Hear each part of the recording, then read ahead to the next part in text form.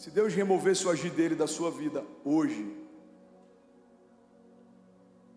seus sonhos de futuro se sustentariam ou você desistiria de todos eles? Se Deus removesse o agir dele da tua vida hoje, o que você já tem hoje, desmoronaria ou continuaria de pé? Esse é um bom termômetro para a gente entender o nível de dependência que a nossa história tem com Deus. Se Ele é o pilar fundamental de tudo que a gente está construindo, se Ele é removido, nada se sustenta. Mas se Ele é um item acessório, Ele pode ser removido e nada muda. Por quê? Porque Ele se tornou só secundário. Jesus, irmão, não é um acabamento na construção da nossa história. Jesus é o fundamento dela. Ele não vai deixar a sua história mais bonitinha, Ele vai manter a tua casa de pé. Não é sobre a sua história ser mais estética, é sobre ela permanecer de pé. Tem muita gente que está achando que na construção da sua história, o Evangelho é como um bom porcelanato. É um calacata que você vai colocar e todo mundo vai falar: uau, quando Jesus entrou na sua história, você está melhor, você está com mais esperança, você está mais animado. Não, não, não. A vida de Deus em nós não é para gerar só um ânimo. A vida de Deus em nós não é para deixar a gente só com expectativa. Não é para a gente ter o nosso ego amaciado. Não é para receber uma palavra no domingo e a gente ficar bem durante a semana. Não, o Evangelho não é para você ser uma versão melhor de quem você era. Porque a versão que você era deu errado. Se não tivesse dado, Deus não teria morrido para salvar a gente. Evangelho não é a melhora da criação. O Evangelho é a morte do velho para o renascimento do novo. As coisas velhas precisam morrer para que o novo de Deus nasça. Então guarda isso, irmão. Deus não quer melhorar você, Deus quer matar você. Deus não queria melhorar o André com 17 anos. O André com 17 anos, aquele André não tinha valor, não prestava. A mentalidade era caída, os sonhos eles eram sonhos que não apontavam para Deus. Tudo que eu sonhava, o que eu fazia, o que eu me movia, o meu caráter, aquilo ali não tinha valor. Então quando Deus entrou na minha história, precisou morrer o André que eu me tornei, para que pudesse nascer o André que Deus sempre quis que o André fosse. É o novo nascimento. A partir de Cristo as coisas velhas ficaram para trás e tudo se fez novo. Você está comigo? Diga amém. Eu estou com um problema sério agora, diante de Deus, eu não estou brincando. Faltam 3 minutos e faltam 4 tópicos, eu não sei o que eu faço. Vocês conseguem ficar, alguém que queira, claro, consegue fazer uma dobradinha para o segundo culto ou vir à noite? Levanta aqui quem conseguiria voltar à noite, levanta a mão de verdade, deixa eu te ver, isso. 50 pessoas, alguém consegue assistir online pelo menos à noite, se você não puder vir? Você faz esse compromisso então, se você não puder vir, você assiste online à noite, eu creio que Deus vai derramar mais sobre a gente, você crê nisso? Você pode celebrar Jesus no seu lugar. Então deixa eu correr, irmão. Jesus. Faz um favor para mim, produção. Coloca 10 minutos, eu vou finalizar em 10 minutos. E vai dar certo, amém?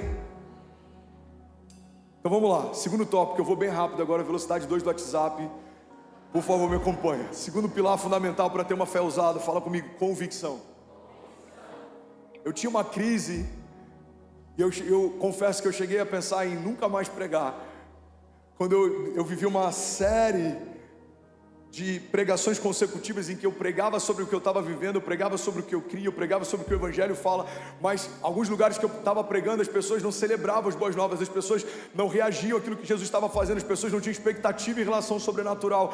E eu lembro como se fosse hoje, irmão, um dia, eu tinha acabado de pregar numa igreja em Brasília, eu fui pro hotel, e eu comecei a questionar a Deus, eu falei: Deus, eu não te pedi para ser um pregador, eu nunca me vi como um pregador, eu nunca sonhei em ser um pregador, foi você que me chamou para pregar, mas eu estou em crise, porque as pessoas ouvem aquilo que a tua palavra diz e elas não creem nisso, elas não celebram isso. E Deus me deu uma chave que mudou a minha história. Se alguém quer ouvir, diga amém. Eu disse: por que algumas pessoas não celebram as boas novas? Deus me disse algo tão simples, mudou todo o meu entendimento. Ele disse: filho, algumas pessoas não celebram as boas novas porque não acreditam nelas. Algumas pessoas não celebram milagres porque não acreditam mais neles. Algumas pessoas não celebram a graça e o favor financeiro, por exemplo, quando a gente está profetizando no momento das ofertas, porque não acreditam nisso. E aí Deus me deu uma chave que mudou a minha história, quero compartilhar com você, irmão. A ausência de alegria em relação ao milagre é a expressão da ausência de confiança em relação àquilo que Deus pode fazer. Pega isso aqui, não se distrai. Se você não consegue se alegrar antes de ser palpável o teu milagre, você não está se movendo em fé. Porque celebrar depois que acontece não é fé, celebrar depois que acontece é óbvio. Seu bebê está sendo sustentado no ventre, você já teve alguns abortos espontâneos, você está lá lutando para manter ele. Uau, nasceu, vamos celebrar. Isso não é fé, isso é óbvio, ele nasceu, está no teu braço, você viu, aconteceu. Você precisa fechar um negócio, você está ansioso, você está desesperado, você está angustiado, você está murmurando, você está reclamando. Uau, assinaram o papel, o negócio foi fechado, vou celebrar. Isso não é fé, isso é óbvio. A fé é uma dinâmica de antecipação, é tratar as coisas que não são como se já fossem. A fé é fazer uma festa para celebrar aquilo que vai acontecer antes de acontecer. A fé é caminhar como um príncipe, sabendo que as promessas de Deus, o Rei dos Reis, já repousam sobre você. E mesmo que os olhos naturais não consigam ver, aos olhos de Deus já aconteceu. A fé, irmão, é celebrar antes de chegar, é celebrar antes de abrir, é celebrar antes de ver, é celebrar antes de tocar. Alguém comigo aqui, pelo amor de Deus, diga: eu creio que pela fé, diga, aquilo que Deus prometeu já é uma realidade. Mesmo que os meus olhos não vejam, diga: pela fé, eu creio que já é real. Diga: não vai acontecer, já aconteceu. Você pode celebrar Jesus no seu lugar. Aleluia, aleluia. Celebrar depois é óbvio, irmão. Fala para quem está do seu lado: celebrar depois que acontece é óbvio. Eu estava tomando café da manhã com um casal da nossa igreja e eles falaram: pastor, eu tenho que te dar um testemunho. Eu lembro que uma vez, e é por isso que eu botei isso nesse sermão, porque eles me lembraram dessa mensagem que eu preguei no ano passado. Eles falaram: eu lembro que você estava pregando e você falou que celebrar depois de acontecer não é fé, é óbvio. Você lembra disso? Eu falei: lembro. Então a gente tinha perdido 5 gestações por aborto espontâneo. 5. E eu cheguei para o meu marido, eu falei: o meu ventre é um sepulcro, porque toda criança que é gerada aqui morre. Eu não sei se eu vou ser mãe, eu não sei o que Deus quer de mim, eu não sei o que está acontecendo. E aí eles ouviram essa palavra no culto. E eles mudaram a mentalidade e o posicionamento. Então eles pararam de esperar acontecer um milagre para celebrar, eles já começaram a celebrar o milagre antes dele acontecer. Eles já começaram a pensar no nome. Se for menino, qual que vai ser o nome? Se for menina, qual que vai ser o nome? Jesus, obrigado pelo milagre, porque essa gestação vai vingar. Obrigado porque essa criança vai nascer. Obrigado porque o Senhor tocou meu ventre. E sabe o que aconteceu? O bebê nasceu há algumas semanas atrás e eles colocaram o nome de Benício, significa abençoado, bendito. Por que Deus mudou a história dessa família? Porque eles pararam de esperar acontecer para celebrar. Eles começaram a celebrar antes de acontecer. Por que a gente profetiza que essa já é a melhor semana da nossa vida?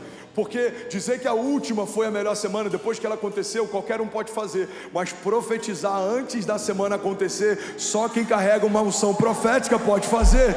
Nós recebemos de Deus autoridade para ligar e desligar. Aquilo que vai ser ligado e desligado na terra, também vai ser ligado e desligado no céu. Você crê nisso? Diga amém. Vamos correr, Jesus. Efésios 1:3 diz: bendito seja o Deus e Pai do nosso Senhor Jesus Cristo. Pega isso aqui, irmão. Que nos abençoou com todas as bênçãos espirituais nas regiões celestiais em Cristo. Tem uma chave que é tão simples. Tempo verbal não é futuro, é passado. Deus não vai te abençoar, Zé. Deus já te abençoou. Renan, Deus não vai te abençoar. A Bíblia está dizendo: Ele já te abençoou. Vou ler isso de novo. Bendito seja o Deus e Pai do nosso Senhor Jesus Cristo, que nos abençoou com todas as bênçãos espirituais nas regiões celestiais em Cristo Jesus. Tem gente frustrada esperando Deus abençoar. Você precisa ter uma mentalidade de entender que Deus já te abençoou. Deus já te abençoou. Tem portas que ainda não se abriram, fica calmo, vai se abrir. Tem promessas que ainda não se cumpriram, se posiciona, vão se cumprir. Tem coisas que ainda não aconteceram, não desiste, não murmura, não se compara, não olha para o lado, não retrocede, vai se cumprir. Irmão, a questão não é se vai acontecer, é só um detalhe: quando vai acontecer. Mas se Deus disse que vai fazer, é impossível você crer e se posicionar e você não experimentar o que Deus disse que faria.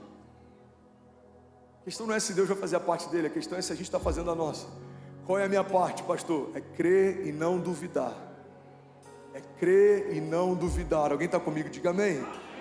E aí, tudo bem? Você acabou agora de assistir um vídeo. Se você ainda não está inscrito, já se inscreve também no nosso canal, ativa esse sininho aqui embaixo de notificação e toda vez que eu fizer uma live ou estiver transmitindo uma mensagem ao vivo, você vai ser um dos primeiros a saber.